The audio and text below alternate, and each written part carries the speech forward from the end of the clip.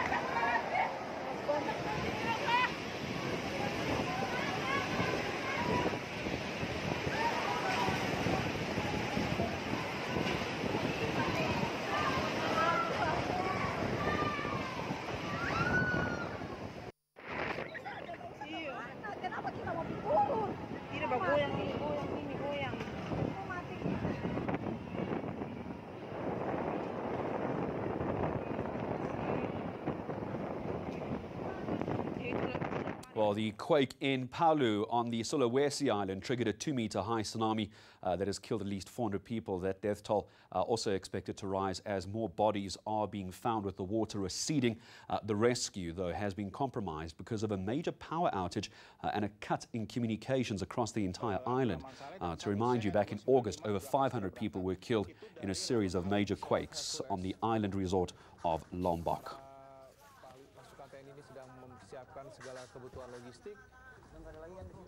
Well, we return to news from here at home now. The husband of a woman who was shot in Westbury on Thursday has spoken out about his family's pain and suffering. Ruben Peterson says his wife's death is a reflection of what the community has been reduced to by criminal elements. Linda Kuchlek sat down with the grieving husband and filed this report. An uprising against crime that's wreaking havoc in the community and claiming the lives of innocent people. Westbury residents took to the streets on Friday, saying they've had enough. Their protests were sparked by the death of 45-year-old Heather Peterson. She was caught in the crossfire during what's believed to be a gang-related shootout as she was heading home. Her niece was also injured in the incident. A woman was shot and killed, and in that situation they are complaining that there are some shootings that are going on in the area. But we have arrested 2 suspects. One is under guard at the hospital. One is is in detention in the cells. We are still trying to get the motive why there was a shooting. Peterson's husband recalls how he found out about his wife's passing. I was at work. I got a phone call while I'm busy working to say, I've got to come home. My wife has been shot. Understand what I'm saying? And as I rushed home in the car, I even phoned back to ask the people, whoever it was that phoned me, I don't know who it was, and asked what the situation was. And then I was told over the phone that my wife was passed on while I was on my way. He says what happened to his wife is a reflection of crime's devastating impact on the community. Go out to run an errand, and as you're running that errand, you never come back. That is the way of we are living now. You can't even afford to run an errand. You should be scared to go out of your gate to go to the shop. You can't send your child to the shop because you don't know if that is the first or the last that you're ever going to see these people. Peterson's 10-year-old niece, who was injured during the Thursday incident, has since been discharged. But her guardian says the child is still traumatized. Meanwhile, residents have vowed they'll continue protesting until the police minister visits the area. Lindokuhle Xulu, Westbury in Johannesburg. Ekurhuleni Mayor Mzwandile Masina has identified a number of properties he wants to expropriate without compensation. Masina says some of these properties are privately owned and the city plans to immediately develop and establish townships on these pieces of land. This comes as Parliament is currently reviewing Section 25 of the Constitution. This will contribute to the greater debate that is taking place in South Africa about a land expropriation without compensation. You will know that there's always been an outcry in the country that the current Section 25 as is has never been tested in court whether or not it can produce the similar result that we want as compared to the one where we amend the Constitution. So we thought that as a city, it will be important for us to contribute in the greater debate by ensuring that we cover all other angles, because we're quite impressed with the parliamentary process that have gone throughout the country for people to express themselves. But we're foreseeing a situation where someone can still come back and say, to delay, to say that, but the current Constitution has not been tested. So we think that this will provide an opportunity for us as government to test the Section 25 as it is, so that whatever outcome, we are able to contribute it to the greater debate that is taking place in South Africa. Well, the state capture inquiry this week released affidavits from implicated parties. Among those were Rajesh Tony Gupta, Fana Hlongwane and Duduzane Zuma. This month, the inquiry's chair granted Zuma permission to cross-examine former Finance Minister Ngqabisi Jonas. Deputy Chief Justice Raymond Zondo had also rejected the Gupta's bid to testify in another country or via video link. Erin Bates reports. It's 4-1 on what happened at the Gupta's house on 23 October 2015. Two Gupta brothers, Fana Hlongwane and Duduzane Zuma, share the same version. Their take is at odds with that of Ngqabisi Jonas. Affidavits released at the inquiry this week answer one riddle. Rajesh Tony Gupta confirms he was at the house on 23 October 2015. Then he saw Zuma, Hlongwane and a third person he was later told was Jonas. Gupta tells the inquiry, "I did not introduce myself to anybody, nor did I participate in that meeting." Rajesh Tony Gupta's version is, he had no discussions with Jonas, made no ministerial job or monetary offer, and knew nothing about cabinet reshuffles. In short, he denies Jonas's version. Gupta accuses Jonas of concocting a story to implicate him. His brother RJ repeats the accusation in his affidavit. The brothers' affidavits and Zuma's are signed by the same Commissioner of Oaths at South Africa's Consulate General in Dubai, the United Arab Emirates, on the same day. In his affidavit, Zuma says he owns no fixed property in Dubai. He describes a meeting chiefly between Hlongwane and Jonas about rumours of blackmail. "I mostly played the role of a spectator and more of a mediator," says Zuma. Zuma's version lines up with what he's said before. Mr. Jonas was not offered a bribe by the Guptas. I did meet them. I was present. There was no such thing that took part. In time, he and Jonas will thrash out their disagreements. I therefore grant Mr. Duduzane Zuma leave to cross-examine Mr. Jonas. Meanwhile, South Africa and the UAE signed a mutual legal agreement on Monday.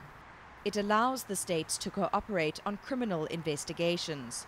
It also brings South Africa a step closer to extraditing fugitives. Erin Bates, Johannesburg.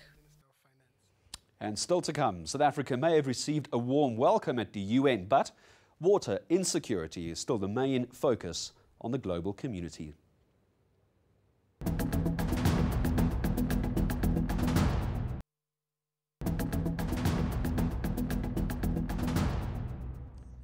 Welcome back to eNews at 7. International Relations Minister Lindiwe Sisulu says South Africa has been well received at the 73rd United Nations General Assembly in New York. She says the country's reputation does need to be restored to what it was a few years ago. In June, South Africa was voted onto the UN Security Council as a non-permanent member. We're going into the Security Council with a lot of people expecting leadership from South Africa around issues that are very tricky in the world. And we have taken very bold steps ourselves, even before we got into the Security Council, about issues that we felt that needed to be, held by to hold the bull by the horns. One of them being the Palestinian issue. That is something that even in the General Assembly, we heard quite a lot of progressive governments pronouncing themselves on it, and we felt that that was very good. It needs to be one of those matters that we deal with expeditiously.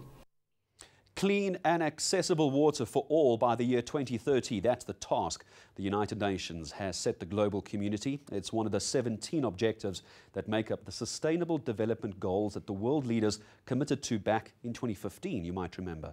Well, several years later, and the UN Secretary General says that climate change remains his top priority. Antonio Guterres fears that the global response, though, has been too slow. As William Denslow now reports from New York, this year's General Assembly is now an opportunity to galvanize the international community. Water scarcity, an issue that affects over 40% of the world's population. The United Nations expect that figure to keep rising. Climate change is indeed running faster than what we are, and we have the risk to see damage, irreversible damage, that will not be possible to recover if we don't act very, very quickly. Global leaders have gathered in New York for the annual UN General Assembly. Members of the UN hope this will serve as an opportunity to bring the issue of climate change and water insecurity back into focus. In 2015, nations around the world signed the Paris Agreement in a bid to curb the effects of climate change. But according to the co-author of a UN climate report, governments are nowhere near on track to meet their goals. But it's not just governments that need to jump in and help. That's the message from Michael Phelps, who's won 23 Olympic gold medals in the pool. Since retiring, he's teamed up with Colgate and the Every Drop Counts campaign to raise awareness about water waste. Being able to save approximately 50 billion gallons of water. So that's something that's already big and it's already a great change to see. But I'm somebody that's always very greedy, and I feel like this is something where we can see more, and there can be more people that can jump on board with us and make a significant difference. Cape Town's water crisis raised global fears about water insecurity. In an effort to address these concerns, the UN has dedicated the next decade to tackling water-related challenges. But the fear is that without a truly global response, these actions could be just a drop in the ocean. William Denslow, New York. The break, we're going to have a look at what your Sunday weather looks like, and then it's Gqom, the new universal language, where we'll find out more about the impact that the sound of Durban is having on local and also global platforms.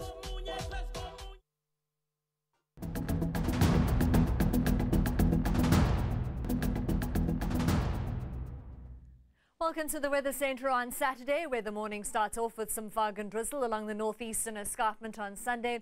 We're expecting cooler temperatures into parts of Limpopo and northwest, with a predominantly sunny day across South Africa. Sizzling hot weather is forecast over the western and southern part of the country.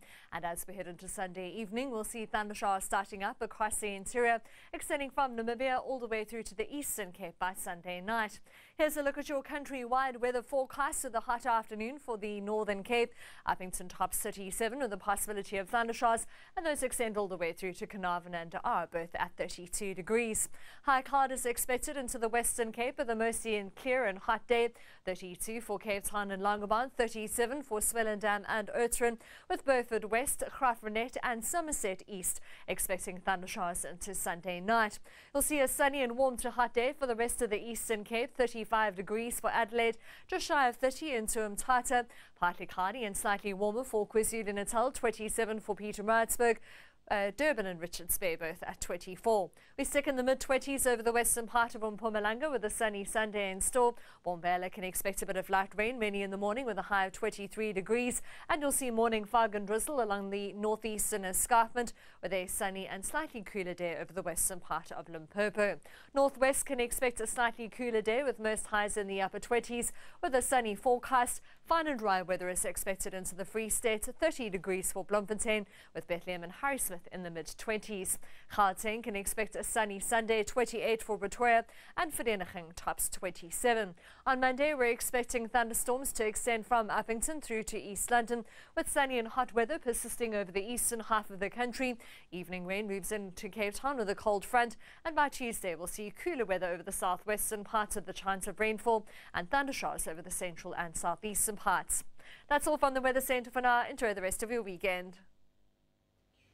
Well, here's a question. Is Gqom the new Kwaito? The rapidly growing musical sound is dominating dance floors here in South Africa and other countries as well. But what exactly is it? Gqom is a style of music that originates from Durban. It's since made its mark internationally, pleasing music lovers all over. The Gqom is the best dance in Africa. That's the Gqom bit. You accommodate one community. Either you are India or Umzulu, you are China or what? It wasn't your best to feel and fight. As long as you are South African, then ear pump and put your pump. We're coming to a fun. Everybody does the Gqom bit. We feel like whoa, whoa, whoa, whoa, whoa. From Destruction Boys, Babe Sodumo, and many other artists, the Gqom sound has inspired a new generation of artists. What mostly distinguishes Gqom from the others, it almost has the same elements, but in Gqom, it's like the rules are more loose. You are able to go as crazy as you want to. You are able to build a beat that goes like really good, but you don't have to follow someone else's rules. True, true. Yeah. There's also growing international acclaim for Gqom. Babe Sodumo's Wololo features on the soundtrack of the award-winning film Black Panther.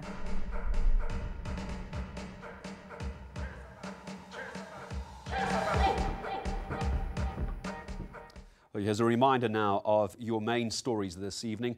A hotline has been opened for South Africans that have been affected by the deadly earthquake and tsunami that has killed at least 380 people in Indonesia. The husband of a woman killed in violence in Westbury tells of his agony. My thanks to the team behind the scenes for this evening. Good night. Bye-bye.